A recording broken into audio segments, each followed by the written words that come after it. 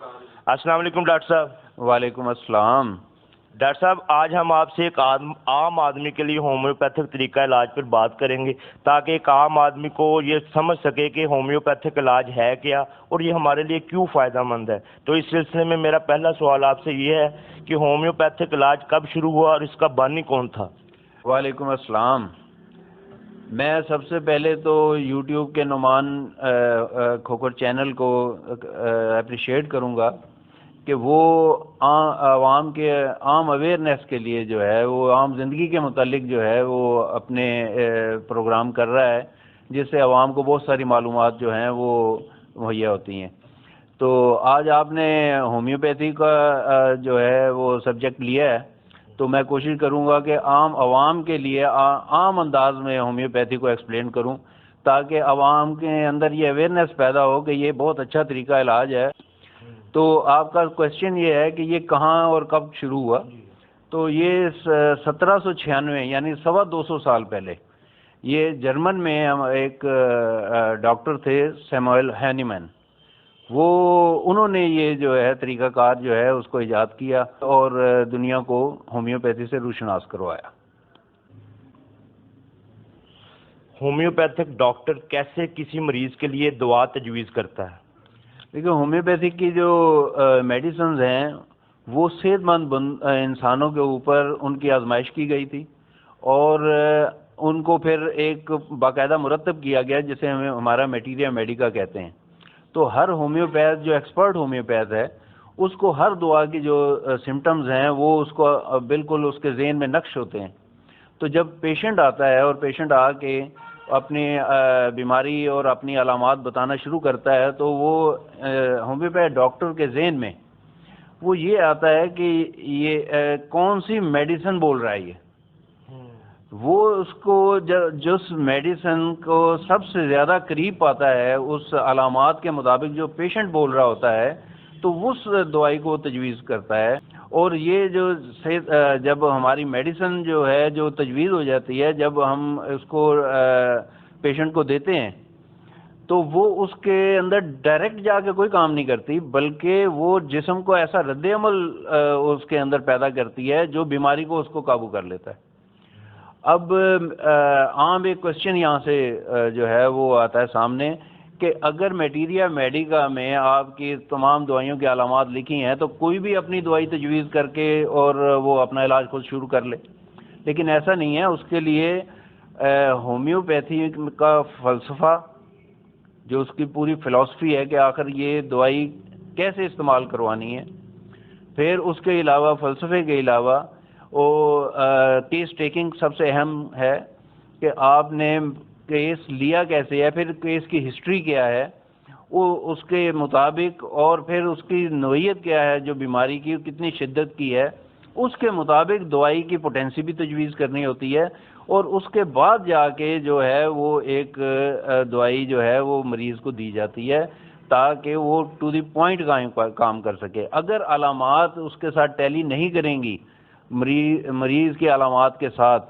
دی ہوئی دوائی کی تو اس کو آرام نہیں آئے گا۔ اس لیے یہ بہت ضروری ہے کہ ایک تو جو ہومیوپیتھ ہے وہ ماہر ہو، اور دوسرے نمبر پہ جو ہے اس کی کیس ٹیکنگ جو ہے وہ سب سے اچھی ہو۔ ڈاکٹر صاحب ہومیوپیتھک ادویات کن چیزوں سے اور کہاں پہ تیار ہوتی ہیں؟ ہومیوپیتھک ایک قدرتی طریقہ علاج ہے۔ قدرتی اس کو کیوں کہتے ہیں؟ قدرتی اس لیے کہتے ہیں کہ اس کی تمام ادویات جو ہیں وہ انسانوں کی بنائی ہوئی نہیں ہیں۔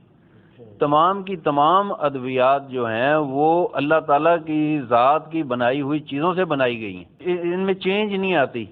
جو بھی ان کی پروونگ آج سے 250 سال پہلے ہوئی ہے، آج بھی اگر ان کی پروونگ کریں تو صحت مند بندوں کو دے کے دیکھیں تو وہی علامات پیدا کرتی ہیں جو 250 سال پہلے کی تھی۔ کیوں؟ قدرت جو ہے اپنی چیزوں کو چینج نہیں کرتی، جو اس نے بنائی ہیں وہ اس کے اثرات وہی رہتے ہیں۔ تو ہومیوپیتھی میں 6 چیزیں ایسی ہیں جن سے یہ ادویات تیار ہوتی ہیں۔ وہ 6 چیزوں میں ایک تو ہربز ہیں، جڑی بوٹیاں ہیں، ایک تو ان سے تیار ہوتی ہیں۔ نمبر 2 تیار ہوتی ہیں اینیمل کنگڈم اسے کہتے ہیں، جانوروں سے، مثلا سانپ کے زہر ہیں، مکڑے ہیں۔ پیشنٹ سن کے کہے کہ پتہ نہیں ہمیں کیا کھلا رہے ہیں، لیکن ان میں ان کی افادیت رکھی ہے. اللہ تعالیٰ کی ذات نے کوئی چیز ایسی پیدا نہیں کی جس میں افادیت نہیں ہے یا اس کا کوئی خاص فنکشن نہیں ہے. اچھا تیسرے نمبر پہ جو ہے وہ ہے منرل، دھاتیں. جس طرح مثلا سونا ہے، چاندی ہے، اور اس طرح کی یعنی جتنے بھی وہ منرلز ہیں ان سے وہ ادویات تیار ہوتی ہیں. چوتھے نمبر پہ ہمارے جسم کے اندر سیکریشنز ہیں. مثلا ہماری پیچویٹری ہے، وہ اپنے سیکریٹ کرتی ہے، جو اس کو کہتے ہیں سارکوڈز. یعنی ہمارے جسم کے اندر کی سیکریشن سے ہی وہ دوائیاں جو ہیں وہ تیار ہوتی ہیں. اور چوتھے نمبر پہ جو ہے وہ ہے جو ہمارے جسم میں بیماریاں پیدا ہوتی ہیں ان کے مواد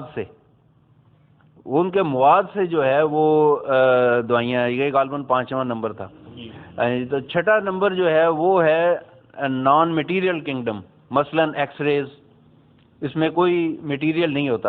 ایون کہ چاند کی روشنی سے تو ہماری دوائی تیار ہوتی ہے، سورج کی روشنی سے ہماری دوائی تیار ہوتی ہے. یعنی یہ نان میٹیریل کنگڈم ہے. یعنی 6 چیزیں جو پھر ہماری یہ 6 چیزیں ہیں، ان سے جو میڈیسنز تیار ہوتی ہیں ان کو قطروں کی صورت میں یا پھر ٹکیوں کی صورت میں یہ تیار ہوتی ہیں. اور یہ سب سے پہلے تو جرمن میں تیار ہوئیں، لیکن اب جو ہے وہ سوئٹزرلینڈ میں، فرانس میں، اور انڈیا میں اور پاکستان میں اور یہ ساری میڈیسنز تیار ہوتی ہیں. اچھا اب اس میں ایک اور بات ہے کہ میڈیسن ہم ہومیوپیتھ جو ہیں وہ کھلاتے کیسے ہیں، جو پیشنٹس کو دیتے کیسے ہیں.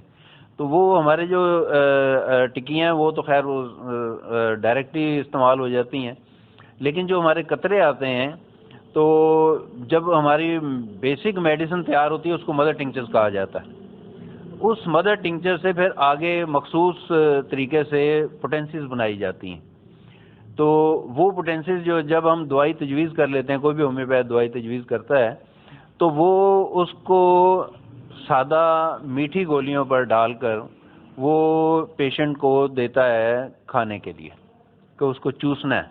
اچھا وہ جو جب سادہ گولیوں پر، وہ سادہ گولیاں ہیں وہ بالکل عام ہے، اس کو وہ دوائی نہیں ہے. جب قطرے اس کے اوپر سیچوریٹ ہو جاتی ہے وہ قطروں سے، تو پھر وہ دوائی وہ بن جاتی ہے جو تجویز ہوئی ہوتی ہے. اس سے وہ پھر جو ہے وہ پیشنٹ جو ہے اس کو دی جاتی ہے. اور شوگر والے پیشنٹس کو بعض کہتے ہیں نا میٹھی گولیاں ہیں تو شوگر والے پیشنٹ کیسے کھائیں گے. تو شوگر والے پیشنٹ جو ہیں ان کے لیے ہماری شوگر فری ٹیبلٹس بھی آتی ہیں جن کے اوپر پھر ہم ڈراپس ڈال کے دیتے ہیں میڈیسن کے. یعنی کہ وہ آگے آپ کو بتا دیتا ہے کہ میں شوگر کا پیشنٹ ہوں، مجھے میٹھی نہیں لوں. ہم نے لازمی پوچھنا ہوتا ہے، وہ اس کی ہسٹری لیتے ہیں نا جب، اس میں ہم نے سارا کچھ وہ پہلے سے پتا ہوتا ہے کہ وہ جو بھی ڈاکٹر ہے وہ اس کو پتا ہوتا ہے کہ یہ شوگر کا پیشنٹ ہے نہیں ہے، وہ سارا پہلے معلوم کر لیتے ہیں.